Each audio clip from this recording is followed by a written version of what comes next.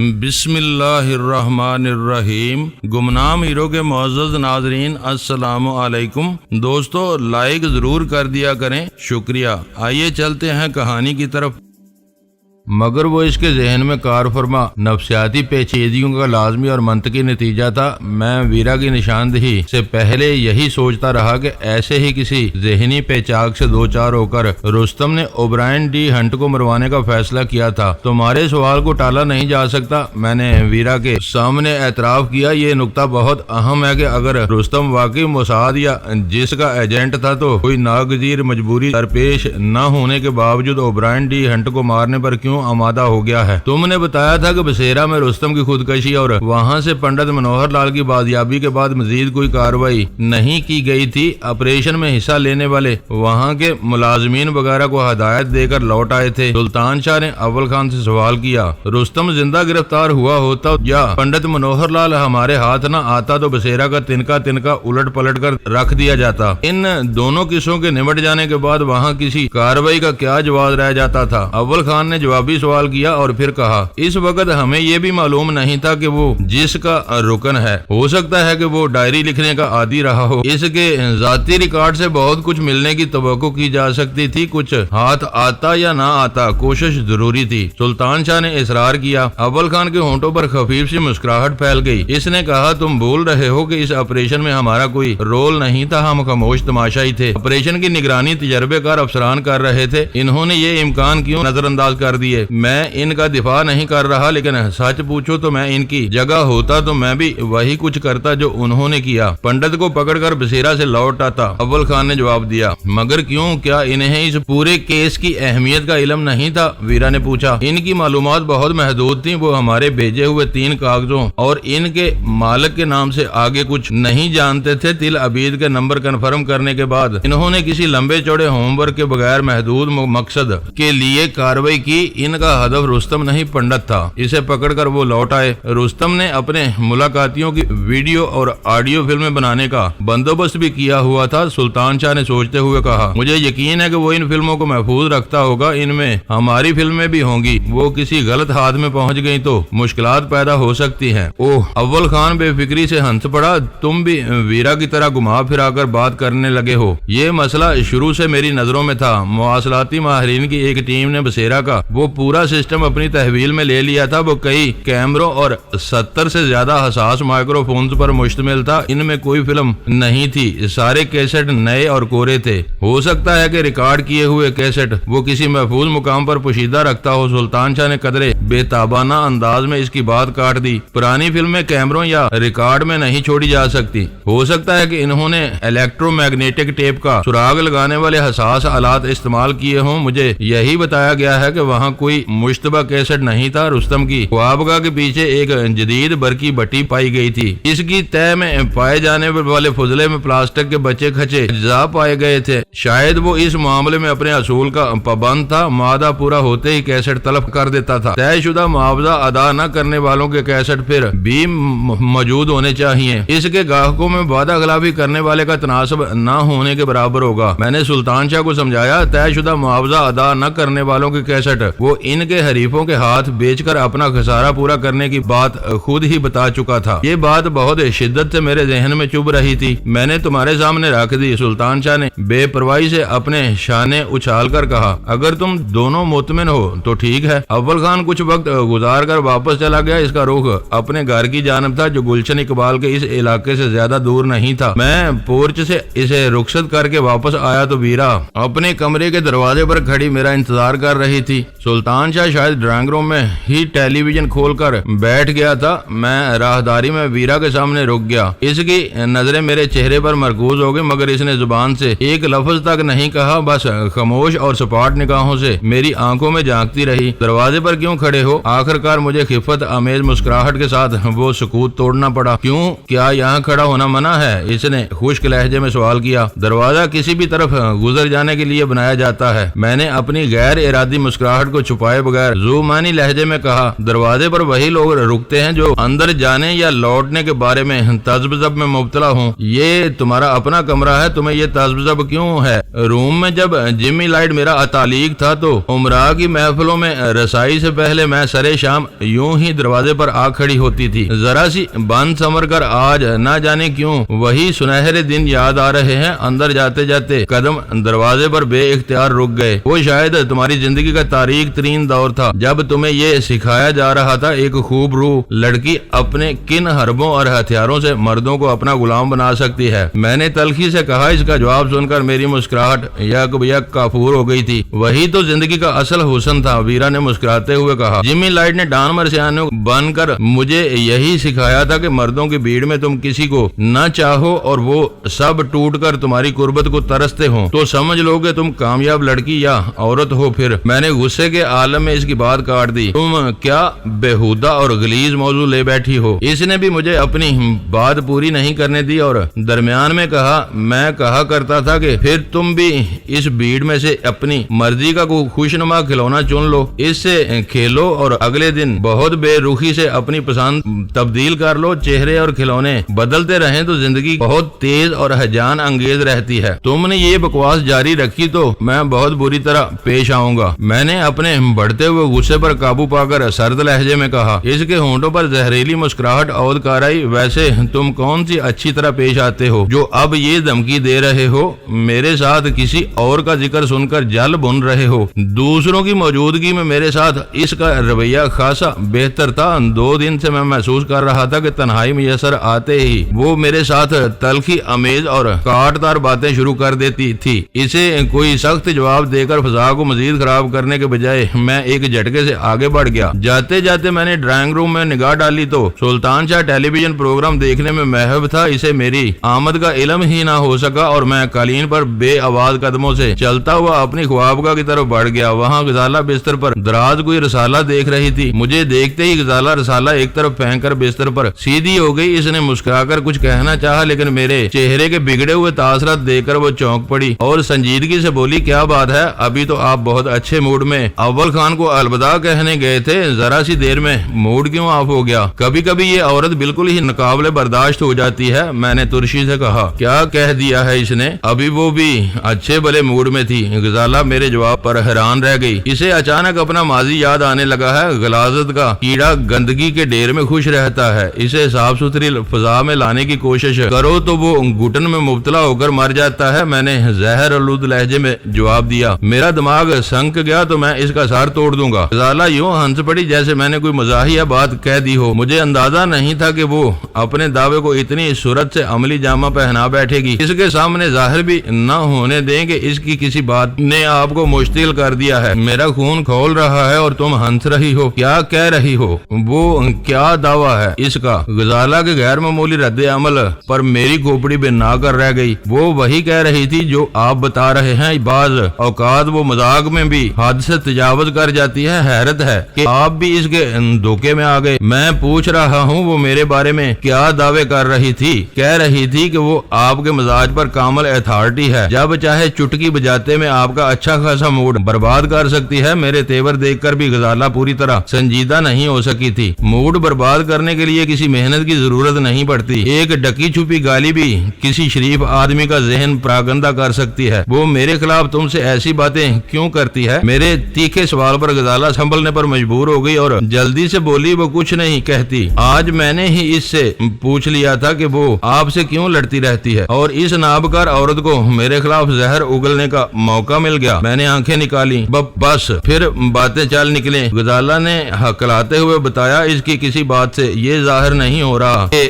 آپ کی طرف سے اس کے دل میں غبار ہے۔ اس کے برعکس وہ اب بھی آپ کو اپنا بہترین دوست سمجھتی ہے اور اسی وجہ سے میرا موڈ تباہ کرنے کے دعوے کر رہی تھی۔ میں نے غزالہ کی بات کاٹ کر درمیان ہی میں لقمہ دیا۔ کسی بات پر میں نے ہی کہا تھا کہ آپ بہت خوش مزاج ہیں، ہر وقت شگفتہ موڈ میں رہتے ہیں اور دوسروں کی خوشیوں کا خیال رکھتے ہیں۔ غزالہ نے معاملے کی سنگینی بانپتے ہوئے کہا۔ اس پر وہ بولی تھی کہ وہ جب چاہے ذرا سی بات پر آپ کو برہم کر سکتی ہے۔ میں نے بے اختیار غزالہ کو اپنی باہوں میں سمیٹ لیا اور مسکراتے ہوئے کہا، وہ جو کچھ بکتی ہے اسے بکنے دو، اس کی باتوں پر تم کیوں سہمی ہوئی ہو؟ میرے رویے کی اچانک تبدیلی پر غزالہ کے ہونٹوں سے ایک گہرا سانس آزاد ہو گیا۔ خدا کا شکر ہے کہ آپ کا غصہ ٹھنڈا ہوا، میں ڈر گئی تھی کہ اب ویرا کے مذاق کی سزا مجھے بھگتنی پڑے گی۔ آپ کو بھڑکا کر وہ مزے سے کہیں پاؤں پسارے بیٹھی ہوگی۔ ٹھہرو میں دیکھتا ہوں کہ وہ کہاں ہے۔ میں نے اس کے شانے پر تھپکی دیتے ہوئے بستر چھوڑ دیا۔ میں اسے احساس دلاؤں گا کہ کسی کا موڈ بگاڑنا کس قدر آسان ہوتا ہے۔ پلیز، غزالہ نے میرا ہاتھ پکڑ لیا، وہ جو کرتی پھرتی ہے اسے کرنے دیں،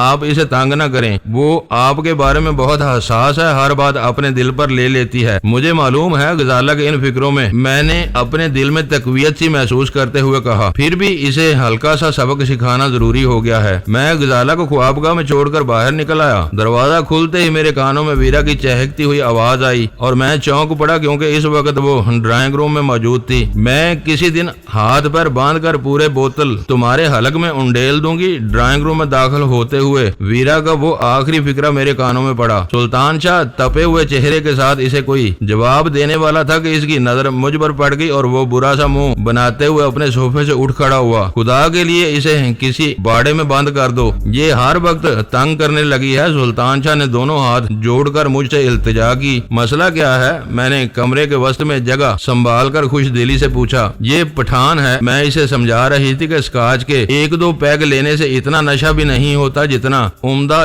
چرس سے بری ہوئی ایک سگریٹ پینے سے ہوتا ہے۔ ویرا اپنے ہاتھ میں موجود گلاس کو فضا میں قدرے آگے لہراتے ہوئے بولی، یہ تمہاری غلط فہمی ہے کہ چرس صرف پٹھان پیتے ہیں۔ پٹھانوں سے کہیں زیادہ سندھی، پنجابی اور بلوچ نشہ کرتے ہیں، بلکہ باہر نکلو تو یورپ اور امریکہ میں مسکن قدرتی پیداوار کے طور پر یہ نشہ بہت زیادہ مقبول ہے۔ ہالینڈ میں اس کی خرید و فروخت کو قانونی تحفظ حاصل ہے۔ ہر ڈچ پولیس کی گرفت کے کسی خوف کے بغیر اپنی جیب میں چرس کا ایک پوا لے کر گھوم سکتا ہے۔ ویرا نے چڑھ کر میری طولانی تقریر درمیان ہی سے اچک لی۔ ہم چرس کے کاروباری امکانات پر غور نہیں کر رہے تھے، بات صرف ایک گلاس اسکاچ پینے کی تھی۔ تمہیں معلوم ہے کہ سلطان شاہ اسے ہاتھ بھی نہیں لگائے گا، وہ شراب کے گلاس کو پاک کیے بغیر اس میں پانی پینا بھی حرام سمجھتا ہے۔ تو تم اسے کیوں چڑھاتی ہو؟ میں نے ویرا سے پوچھا۔ جب تمہیں میرا جواب معلوم ہے تو بار بار اصرار کرنے سے کیا فائدہ ہے؟ سلطان شاہ نے بنا کر کہا، پتھر پر بوند بوند پانی گرتا ہے تو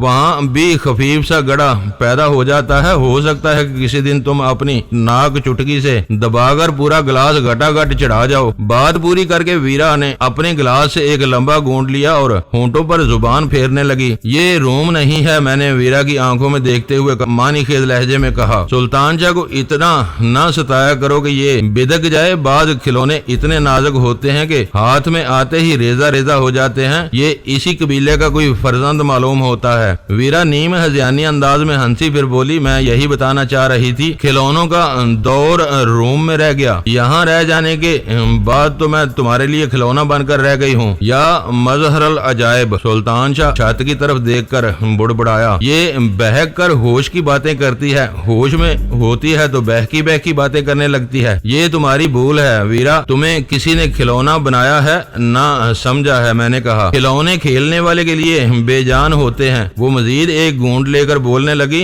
وہ ان سے کھیلے یا توڑ کر کوڑے دان میں پھینک دے، سب کچھ اسی کی مرضی پر منحصر ہوتا ہے۔ اگر میں کھلونا نہیں ہوں تو یہاں میری مرضی کیوں نہیں چلتی؟ جو میں چاہتی ہوں وہ کیوں نہیں ہوتا؟ تمہاری مرضی کی ہر جائز بات ہو کر رہتی ہے، اب تم خود ہی چاند کو پانے کی آرزو کرنے لگو تو یہ کیسے ہو سکتا ہے؟ میں نے تخلیے میں ادھوری رہ جانے والی بات سلطان شاہ کی موجودگی کا فائدہ اٹھا کر آگے بڑھاتے ہوئے کہا، تم اور سلطان شاہ کیا تم دونوں خود کو چاند سمجھتے ہو؟ اس کا سوال ایک تیز ہذیانی سرگوشی کی صورت میں ڈرائنگ روم میں گونجا۔ یہ سوال کر کے تم اعتراف جرم کر رہی ہو کہ کیا تم ہم دونوں کو حاصل کر لینا چاہتی ہو؟ میں نے بھی اسی جارحانہ انداز میں ویرا سے سوال کیا۔ ارے ڈینی، تم بڑے سنگ دل ہو۔ وہ گہرا سانس لے کر صوفے کی پشتگاہ سے ٹک گئی۔ میں بیچاری ایک بے نام و نشان لڑکی جسے اس کے باپ نے کبھی اپنی بیٹی نہ کہا، تم دونوں سے کیا چاہ سکتی ہے؟ میرا تسلسی خدا تمہاری اور غزالہ کی جوڑی کو سدا شاد و آباد رکھے، سلطان شاہ کا گھر آباد کرے۔ تم دونوں مجھے بہت عزیز ہو، یہ بات تمہارا دل بھی جانتا ہے۔ میری خواہش بس اتنی سی ہے کہ مجھے تھوڑی سی عزت کی نگاہ سے بھی دیکھ لیا کرو۔ میرے دل کے پار اتر جانے والے کڑوے کسیلے سوالات مت کیا کرو۔ مجھے معلوم ہے کہ تم غزالہ کی امانت ہو، میں تمہیں پانے کی آرزو کیسے کر سکتی ہوں؟ تمہارے مذہب میں 4 شادیوں کی اجازت ہے، مگر میں مسیحی ہوں۔ ہم ایک وقت جگت میں ایک بیوی اور ایک شوہر کے فلسفے والے لوگ ہیں، یہ بھول جاؤ کہ میں خائن ہوں۔ وہ جذباتی ہونے لگی تھی۔ سلطان شاہ نے بکھلائی ہوئی نظروں سے میری طرف دیکھا اور میں نے ویرا کی بات وہیں سے اچک لی۔ تم بلا وجہ بات کو بڑھا رہی ہو، ہم سب اپنے اپنے دلوں کی گہرائیوں سے تمہاری عزت کرتے ہیں۔ یہ پابندی ضروری ہے کہ یہاں روم والی آزادیاں نہیں ہیں، ان آزادیوں کو میں ٹھوکر مار چکی ہوں۔ اس نے ہوا میں داہنی ٹھوکر چلا کر کہا، غزالہ کو دیکھ کر میں نے بہت کچھ سیکھا ہے۔ یہ بات سمجھ میں آ چکی ہے کہ بے مہار آزادی مرد کو ملے یا عورت کو، نقصان سراسر عورت کا ہی ہوتا ہے۔ اسی لیے میں نے تم سے فاصلے کی بات کی تھی، وہ فاصلہ آج بھی جوں کا توں ہے۔ تم نے اس سمت میں ایک قدم بھی نہیں اٹھایا۔ موسم خوشگوار ہونے کے باوجود میری پیشانی عرق آلود ہو گئی۔ خلوت میں ہونے والی گفتگو کو ویرا نے محفل میں چھیڑ دیا تھا۔ میں نے جلدی سے کہا، عملی طور پر تمہاری وہ شکایت بے بنیاد تھی، مگر تم جلد ہی تبدیلی محسوس کرو گی۔ یوں ہر ایک سے لڑنے بیڑنے سے ایسی باتیں حل نہیں ہوا کرتی۔ میرے لیے ویرا کی شکایت بہت واضح اور کھلی تھی، مگر اس نے الفاظ کا موضوع انتخاب کیا تھا۔ اس کی پوری بات سلطان شاہ کے پلے پڑی نہ میری بات اس کی سمجھ میں آئی اور اس نے احتجاج کر ڈالا، اب تم دونوں نے ہی بہکی باتیں شروع کر دی ہیں جو میرے سر پر سے گزر رہی ہیں۔ ویرا نے آخری بڑا گھونٹ لے کر اپنا گلاس خالی کر دیا۔ اسی وقت غزالہ ہنستی ہوئی وہاں آ گئی۔ یہاں کیا بہکی باتیں ہو رہی ہیں، ذرا میں بھی تو سنوں، ڈینی سے سنو۔ ویرا نے اسے آنکھ مار کر اسودہ لہجے میں کہا، میں اپنا مے خانہ یہیں اٹھا لاتی ہوں۔ اس وقت وہ چھوئی موئی بنی ہوئی ہے۔ اس کے چلے جانے کے بعد میں نے سرگوشیانہ لہجے میں غزالہ کو ہدایت دی، اس سے زیادہ چھیڑ چھاڑ نہ کرنا۔ وہی نہیں، اس وقت تم بھی عجیب باتیں۔ سلطان شاہ نے اپنی جونک میں بولنا شروع کیا، مگر میری آنکھیں دیکھ کر وہ یکا خاموش ہو گیا۔ وہ مجھ سے شکوہ کر رہی تھی کہ اب گھر میں پیتے ہوئے وہ خود کو زیادہ ہی اکیلا محسوس کرنے لگتی ہے۔ غزالہ کے لہجے میں ویرا کے لیے وافر ہمدردی موجود تھی۔ آپ نے میں نوشی بہت کم کر دی ہے، مگر ترک نہیں کی، کبھی کبھار اس بیچاری کا ساتھ بھی دے دیا کریں۔ یہ کیا کہہ دیا تم نے؟ سلطان شاہ نے اپنی پیشانی پر ہاتھ مار کر کہا، اب یہ دونوں باری باری ایک دوسرے کا ساتھ دینے کے بہانے بوتل کے گرد بیٹھے نظر آئیں گے۔ جس طرح اڑیل سانڈ کو مضبوطی سے باندھ کر بوتل سے کڑوا تیل پلایا جاتا ہے، ویرا بالکل اسی طرح سلطان شاہ کو شراب پلانے کا ارادہ رکھتی ہے۔ میں نے مسکرا کر غزالہ کو آگاہ کیا، میں اسے ذرا بھی شے دے دوں تو یہ شاندار واقعہ کل ہی رونما ہو سکتا ہے۔ اول تو وہ مجھے زیر ہی نہیں کر سکتی، مارشل آرٹس کے کچھ کرتب دکھا بھی لیے تو ایسی بری گھڑی آنے سے پہلے وہ جہنم واصل ہو جائے گی۔ سلطان شاہ بکھلا کر بولا، تم نے اسے ذرا بھی اکسایا تو میں زندگی بھر تمہاری صورت نہیں دیکھوں گا۔ غزالہ ہنسنے لگی، تم بلا وجہ ڈر گئی، یہ آج کل ویسے ہی ویرا سے کھینچے رہتے ہیں، اپنی مصلحتیں یہ دونوں ہی جانتے ہیں، پتہ نہیں ان کے دماغ میں کب کیا سوار ہو جائے۔ سلطان شاہ برا سا منہ بنا کر بولا، اسی لیے میں نے اپنا فیصلہ سنا دیا ہے۔ چند منٹ بعد ویرا ٹرالی لائی تو اس میں ڈمپل کی سراہی نما خوبصورت بوتل اور آئس پاٹ کے ساتھ ایک خالی گلاس بھی موجود تھا۔ تمہارا گلاس تو پہلے سے یہاں موجود تھا، دوسرا گلاس کس کے لیے لائی ہو؟ غزالہ نے متجسس لہجے میں اس سے پوچھا۔ وہ ہنس کر دھیرے سے بولی، دو گلاس سامنے موجود ہوں تو اکیلے پن کا احساس کم ہو جاتا ہے، یہ خوش گمانی رہتی ہے کہ کوئی ابھی گلاس خالی کر کے واش روم گیا ہے۔ تنہائی کا احساس اسی قدر ستاتا ہے تو تم شادی کیوں نہیں کر لیتی؟ غزالہ نے بے ساختہ پوچھ لیا۔ ویرا اپنے گلاس میں اسکاچ انڈیل رہی تھی، اس طرف سے توجہ ہٹائے بغیر بولی، اول خان شادی شدہ ہے، ڈینی کو مکاؤ کے ڈان نے تمہارے پلے باندھ دیا۔ سلطان شاہ شادی کے قابل نہیں ہے، حالات سازگار ہوں اور اس تکون سے نکل کر لوگوں سے میل جول کا موقع ملے تو کسی نہ کسی کو انتخاب کر ہی لوں گی۔ میرے لیے یہ مسئلہ اتنا اہم نہیں ہے۔ اس کے سرسری انداز سے بھی ثابت ہو رہا تھا کہ اس نے غزالہ کے سوال کو زیادہ اہمیت نہیں دی تھی، مگر اس کا تیکھا جواب سلطان شاہ سے برداشت نہ ہو سکا۔ وہ مٹھیاں بھیج کر صوفے سے اٹھا، پیر پٹکتا ہوا ڈرائنگ روم سے نکلتا چلا گیا۔ اسے بیٹھے بٹھائے کیا ہو گیا؟ قالین پر سلطان شاہ کے جوتوں کی دمک نے ویرا کو چونکا دیا۔ ویسے بھی وہ اپنے گلاس میں مقررہ مقدار انڈیل چکی تھی۔ تمہارا جواب اسے پسند نہیں آیا، وہ ناراض ہو کر گیا ہے۔ میں نے اسے آگاہ کیا، جو آدمی عورت کے قرب سے بکھلا کر بری طرح بدکنے لگتا ہو، اس کے بارے میں اور کیا کہا جا سکتا ہے؟ شادی تو دور کی بات ہے، میں اس سے دوستی کرنے میں بھی کامیاب نہیں ہو سکی۔ اگر میں اسے رضامند کر لوں تو کیا تم واقعی اس سے شادی کر لو گی؟ غزالہ نے حیرت اور بے اعتباری کے ملے جلے تاثرات کے ساتھ ویرا سے سوال کیا۔ کیا بات کرتی ہو؟ ویرا کا منہ بن گیا، پہلے اسے عورتوں کے ساتھ ملنے جلنے کے آداب سکھاؤ، اگر وہ मेरे मेयार पर पूरा उतरता तो मुझे कोई उज़र नहीं होगा। गजाला का जोश इसी लम्हे ठंडा पड़ गया। वो इन दोनों के बारे में पहले भी सोचती रही थी। वीरा ने जो ही गिलास उठाया मैंने इसे टोक दिया। ठहरो, पहले दूसरा गिलास भी बना लो। किसके लिए? तुम्हारे लिए। वीरा की नीली आंखों में यकायक दिए से जल उठे। मैंने मुस्कुराते हुए अपने सर को असबात में जंबश दी तो वो गजाला की तरफ मतवज्जो हो गई। डैनी की इस फरमाइश पर तुम्हें तो कोई एतराज नहीं है? तुम दोनों के बारे में मैं अक्सर चश्मपोशी से काम लेती हूँ। गजाला ने बुर्दबारी से जवाब दिया, इनकी मर्जी के सामने मैंने हमेशा सर झुकाया है। वीरा मेरे लिए दूसरा गिलास तैयार करने में मसरूफ हो गई। गजाला उठ गई। वीरा को इसकी रवानगी का अंदाजा हो गया था मगर वो गजाला की तरफ से अनजान बनी रही। तुम्हें इखलाकन इसको रोकना चाहिए था। मैंने गजाला के जाने के बाद वीरा को मुलामत की। अगर वो बैठ ही जाती तो क्या होता? सच बात यह है कि गजाला बहुत समझदार औरत है। तुम्हारा मूड देखकर खुद ही यहाँ से टल गई। तुमने चंद लम्हों का फासला तय करने में कई दिन का वक्त लिया है। मुझे खुशी है कि तुमने मेरा मान रख लिया। औरत बस इसी मान और एतबार को तरसती है। मैं इसे क्या बताता कि शराब नोशी में इसका साथ देने की ख्वाहिश मेरी नहीं थी, वो गजाला की तजवीज थी जिसे मैंने वक्त जाया किए बगैर पूरी खुशी से कबूल कर लिया था। अब मेरे रूबरू आ जाओ। गिलास में बर्फ के डले डालने के बाद इसने मुझे दावत दी। आज तुम एक मुद्दत के बाद मुझे अपने पुराने रूप में नजर आए हो। मैंने कभी अपना रूप नहीं बदला। मैंने अपनी जगह तब्दील करते हुए कहा, ये सब तुम्हारी निगाहों का कमाल है। कभी ये न्याजमंदी से फर्शे राह हुई चली जाती हैं और कभी नाज से पेशानी पर चढ़ जाती हैं। इसमें से कुछ भी मेरा नहीं होता। मेरे मिजाज में ये सारी तब्दीलियां तुम ही लाते हो। तुम्हारा जामे सेहत। मैंने अपना गिलास ट्रे से उठा लिया। वीरा ने गिलास संभाला। मुरासम की तजदीद करते हुए वो दोनों गिलास धीमे से फजा में टकराए और हम दोनों ने अपने लब तर कर लिए। तलख से हाल का छोटा सा पहला घूंट बहुत हैजान अंगेज था। मैंने गिलास रखकर सिगरेट सुलगा ली। मैंने लाइटर बुझाया ही था कि वीरा ने मेरे होंठों से सिगरेट खींच ली। तुम दूसरी सुलगा लो।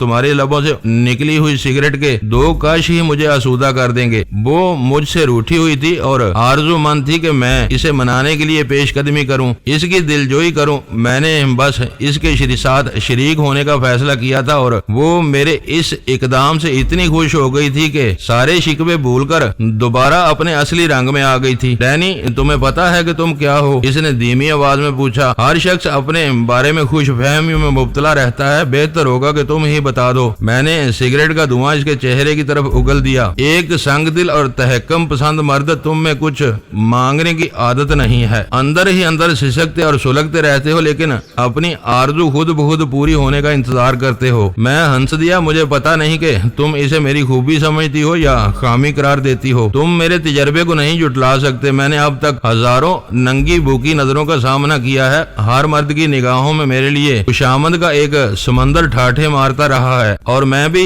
इनमें से एक हूँ। मैंने गिलास से दूसरा घूंट ले लिया। नहीं, तुम इनमें से नहीं हो। शायद तुम्हारी यही इनफरादियत मुझे ले डूबी। कैसी इनफरादियत? मैंने पूछा। मैं भी अक्सर तुम्हारी खुशामदे करता रहा हूँ। वो तुम्हारी मक्कारी या शायद न्याजमंदी होती है। खुशामद करते हुए भी तुम्हारी निगाहों में पुरवकार तहक्कुम और मुतालबा होता है कि मैं जो कुछ कह रहा हूँ वो मान लो। ये इतला मेरे लिए बहुत नेक है। मर्द के लिए इस का वकार ही सब कुछ होता है। सच सच बताओगे मेरे बारे में तुम क्या सोचते हो? इसकी आंखों की चमक गहरी हो गई। सोचने के लिए रहा ही क्या। शादीशुदा मर्द एक खूंटे के गिर्द घूमता रहता है। रस्सी दराज हो तो ये दायरा जरा फैल जाता है, वरना वही एक दुनिया होती है जो इस दायरे में आती है। फर्ज करो कि गजाला तुमसे ना मिली होती तो मेरे बारे में तुम क्या सोचते? शायद तुमसे शादी कर लेता। मैंने बेधड़क कह दिया। एक मफरूजा पेश करके इसने मुझे कुछ भी कहने का खुला मौका फराहम कर दिया था। वीरा का सुर्ख और सफेद चेहरा तमतमा उठा। मेरी माजी के बावजूद इसने पूछा। हाँ, मैंने पूरे वसूख से कहा। तुम्हारा माजी तुम पर थोपा गया था। किसी का माजी खंगालने का हक इसे होता है जिसका दामन खुद बेदाग हो। मेरा ख्याल है कि मुझे ये हक नहीं है। तुम बोलते हो तो तुम्हारी रोशन आंखें तुम्हारा एक लफ्ज का साथ देती हैं। इसने गहरा सांस लेकर धीमी आवाज में कहा। ऐसे में तुम्हारे अल्फाज मेरे दिल के जख्मों का मरहम बन जाते हैं। इसीलिए तुम बार बार मुझसे रूठ जाती हो, लड़ने के हीले बहाने तराशती रहती हो। ये सब मायूसी के आलम में होता है। तुम्हारी बेरुखी मुझे मुश्तिल कर देती है। मुझे यूं महसूस होने लगता है जैसे मैं अंदर से बंजर और खोखली हो गई हूँ। मैंने हंसकर हौले से इसके हाथ पर थपकी दी और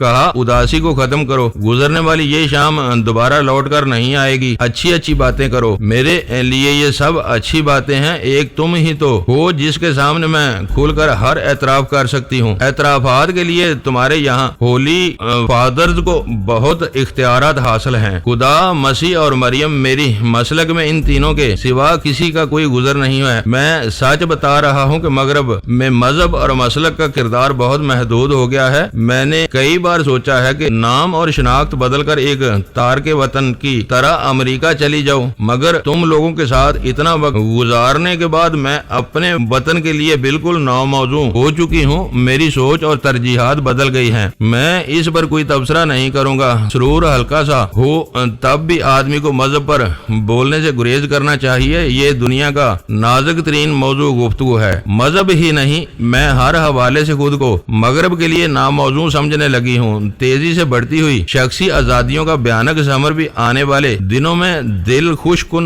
नजर नहीं आता। रक्शी और मोहनी की गुफ्तगू का कैसेट तुमने सुना ही होगा। वो मशरक में मगरब की नकाली का शाहकार था। ये चलन दौलतमंद घरानों में सरायत कर रहा है। वीरा मुतासफाना लहजे में बोली, रक्शी भी किसी बड़े घर की बेटी होगी। मोहनी के केस में इसका नाम सामने आ चुका है। पता नहीं वो अपने खानदान के नामोज को कहां तक तबाह करेगी। लड़कियों की आजादी बड़े खतरनाक गुल खिलाती है। वो राय मेरी या किसी ठेठ मशर की मर्द की नहीं, बल्कि मगरब के आजाद मुआशरे में पली बड़ी हुई एक समझदार औरत की थी। इसके जाती मुशाहदात और तजर्बों की रोशनी में इसकी राय को मुस्तरद करना या जुटलाना आसान काम नहीं था। वीरा मुसलसल और तेजी से पीती रही। मैं रुक रुक कर और धीरे धीरे इसका साथ देता रहा। इसकी गुफ्तगू दुनिया भर के मौजुआत से होती हुई आखिर में फिर अपनी जात पर आ गई। इस वक्त तक इसकी आंखों में खुमार के गहरे डोरे तैरने लगे थे और जुबान काफी भारी हो चुकी थी। डिम्पल की सुराही नुमा बोतल की तह में सुनहरे सियाल की बस एक पतली सी लकीर बाकी रह गई थी। आखिरकार बोतल से गिलास के रास्ते वो आखिरी कतरे भी आहिस्ता आहिस्ता वीरा के मैदे में तहलील हो गए। वो खुद बिलानोश थी, पीती थी तो फिर बह के बगैर पीती ही चली जाती थी। लेकिन इस शाम इसने दूसरी बोतल को छेड़ने का कोई अंदिया नहीं दिया और थोड़ी देर बाद हम खाने की मेज पर पहुंच गए। दोस्तों, वीडियो को लाइक जरूर कर दिया करें। ISI पाक आर्मी जिंदाबाद, पाकिस्तान पाइंदाबाद। मुअज़्ज़ज़ नाज़रीन, अपना ख्याल रखिएगा और अपने इस चैनल का भी शुक्रिया।